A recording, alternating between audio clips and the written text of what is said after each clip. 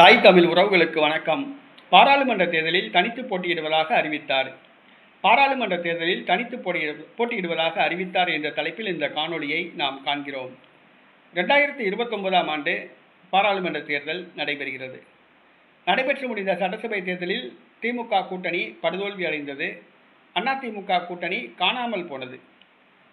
தமிழக வெற்றி கழகம் யாரும் எதிர்பாராத விதமாக 107 தொகுதிகளில் வெற்றி பெற்று குதிரை பேரம் நடத்தி 11 சட்டமன்ற உறுப்பினர்கள் ஆதரவை கூடுதலாக பெற்று தற்பொழுது ஆட்சி அமைத்துள்ளது. அதுக்கு அடுத்தபடியாக உள்ளாட்சி தேர்தல் உள்ளது. ஆனால் இன்னும் பாராளுமன்ற தேர்தலுக்கு 3 ஆண்டுகள் உள்ளன. இந்த 3 ஆண்டுகளில் காட்சிகள் மாறலாம், கூட்டணிகள் மாறலாம், கூட்டணியில் உள்ள கட்சிகள் மாறலாம், கூட்டணிகள் உடையலாம். ஆனால் வழக்கம்போல் நாம் தமிழர் கட்சி தலைமை ஒருங்கிணைப்பாளர் செந்தமிழன் சீமான் தனித்து போட்டியிடுவதாக அறிவித்துள்ளார். வருகிற பாராளுமன்ற தேர்தலில் சீமான் தனித்து போட்டியிடுவதாக அறிவித்துள்ளார். தனித்து போட்டியிட்டது இதுவரை தமிழக வெற்றி கழகமும் நாம் தமிழர் கட்சியும் தான். தற்பொழுது நாம் தமிழர் கட்சி காங்கிரஸ் கட்சியோடு கூட்டணி வைத்துள்ளது.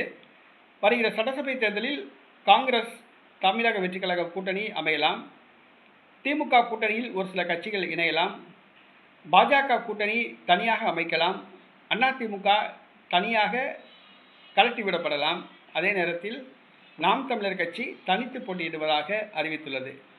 நாம் தமிழர் கட்சி மீண்டும் தனித்து போட்டியிடுவதாக அறிவித்தது மற்ற கட்சிகளுக்கு ஒரு ஆச்சரியத்தை கொடுத்துள்ளது.